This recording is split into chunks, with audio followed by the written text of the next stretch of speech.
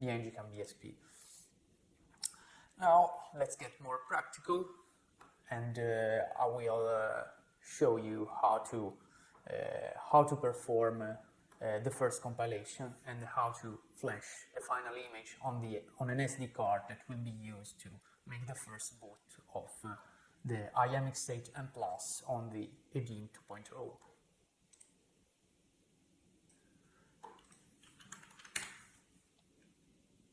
The whole guide to download the Yocto sources and perform the compilation is on our GitHub repository, the Engicam stable. In the repository Engicam BSP release, you will find all the steps. You just have to check the Yocto code name related to the model you have. So in this case, we are going to compile the image for iCore MX8 M Plus. The distribution of Yocto is Zeus, so we choose the Zeus branch. And here there is the guide. So first thing, you need to install the repo utility, and I already done it, so I'm not gonna do it again. You can just see that I created in the home directory a bin folder, and there is the repo application inside for version control and download of the sources. So all I have to do now is to define this path as an environment variable. Let's do this, it's more clear. I have to create a directory where I'm going to download the sources. I won't call it Yocto as I already have one on this machine, so I slightly change the name and then the name of the distribution. I move inside the directory, and then there is a core of the Docker. But as I mean, you can do it in order to install Docker and compile the image in a Docker file. This is beyond the scope of our webinar, so I will not install Docker and perform the compilation inside Docker right now. But as already mentioned, we suggest to basically follow this instruction and use Docker, as all the recipes has been tested there. So let's use the repo utility to download the sources.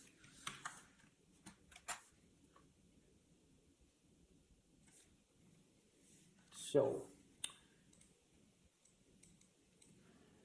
make a repo sync.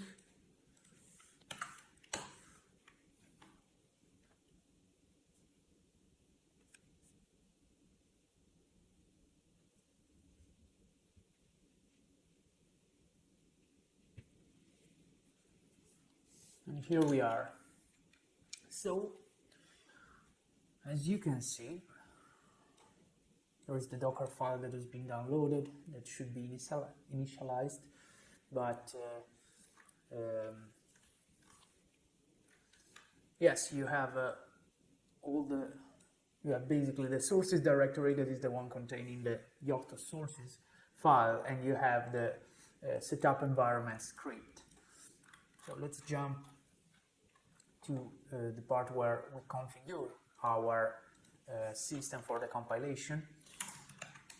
As we said, there is the meta Engicam here, that is the layer for the system and module we are interested in, and one of the folders is the configuration folder, which contains the machine subdirectory. This machine subdirectory has basically all the configuration file, and each configuration file has information related to the kernel device tree that should be compiled according to the kernel recipe, and also some options for the whit compilation. So before basically starting the compilation, you should tell BitBake which machine you are going to compile the image for, and we are going to do it for IMX8 M Plus. iCore. So this would be the machine value. And then you have also to specify the distribution, which is basically specifying a distribution means telling to BitBake that it should include in the image some packages. Of course, you can more or less understand which what you can put in specific distribution here. For example, just reading the name, you understand that this distribution will add X-Wayland, so the full support for X-Wayland and its dependencies in the image. In this case, you will not use Wayland, but X11. In this other case, you will use as video device the frame buffer, as backend the frame buffer. So this is more or less how it works, specifying distribution. So once you know which is the machine and which is the distribution you want to use, you set up the environment and you start the compilation. So you just move inside the Zeus folder in this case, and you give this command. As you can see, we are now basically specifying the distribution name, that is one with X-Wayland. The machine, as said before, is the IM-X8M Plus iCore. Then we call this script, that is the one that will set up the environment for the compilation, and we specify the name of, as option, the name of the build directory that will be created after the initialization. So we will of course have to accept the ULA. So now the setup, we set up the environment, everything is ready, we can run our first compilation. First, sorry, we have to, following the instruction, we have to basically add to the fetched sources the meta Engicam NXP layer, because otherwise he will basically do not consider this meta layer. So if you will tell to BitBake some name of some recipes, it will not look for it inside the meta Engicam NXP. In this way, is what will happen. And finally, we can run the BitBake. This recipe here, Engicam image Qt multimedia, is inside the source folder in meta Engicam recipes images. That is the folder that I told you before has some default images that you can compile to have a plug-and-play image for our system of modules. So let's run BitBake. The compilation might take several hours, but the time, of course, depends on the machine and also from the Engicam BSP configuration. As you will probably run it on the virtual machine, you can also choose the number of processors to be involved in the compilation or be used by the virtual machine, and of course, depending on how many processors you are using, the compilation will take otherwise more time. So it depends, of course, from the machine, but let's say that the time required is sort of the order of time of hours in general. But don't worry, because what BitBake do is to store all the sources that you download in the download folder that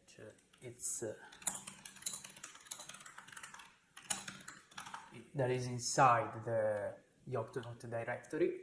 So the next time you're gonna run a BitBake compilation, BitBake first will check if the sources have already been downloaded for that machine or has already been compiled. So it will take way less. Basically, For example, let's assume that now when the build is going to be over, we will add another package to the recipe and run again the compilation of the same recipe. It will take only the time to build the single package that we added. So as we do not have hours right now, I go straight into another directory where I already performed the compilation of the same image, and I'm going to basically show you how to flash the image on an SD card. So the image is in the deploy folder. In the folder images, you will find one or more directory with the name of the machine you compile the image for. And that's it.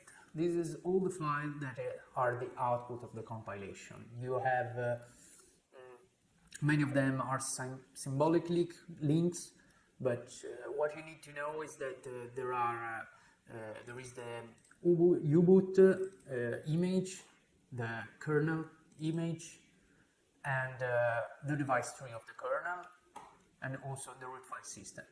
And these three, which are the main, these four components, which are the main components of the final image, are together in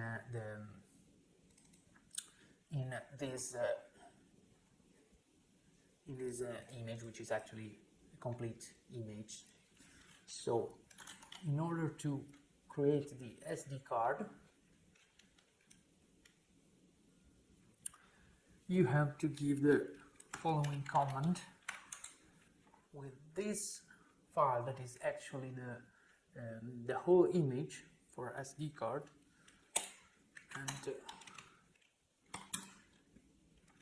we will use the dd command to flash it on a partition. But first, let's check which is the device corresponding to the SD card we want to flash. In this case, it is the SDB. So we will write that device as the destination, byte per second, other option related to the DD, and then flash the SD card. Made a mistake. So that's it. Basically, all this procedure and also the last command can be found on our software manual, that is, or that will be available on our Engicam webpage in the product page. So once the SD card will be ready, we can just put it straight into our EDIN 2.0 and run the IMX8 and Plus. Now that the SD card is ready, we can perform the first boot with our system module.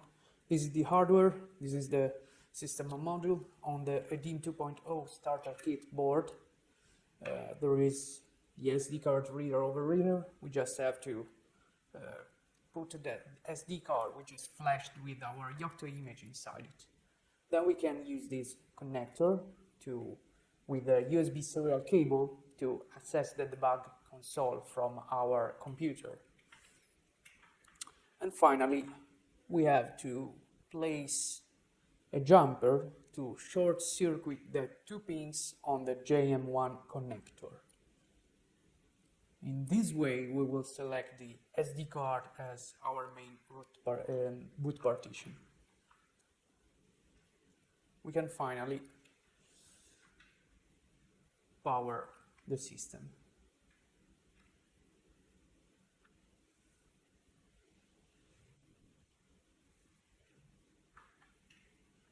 As you can see, the kernel and the operative system is loading.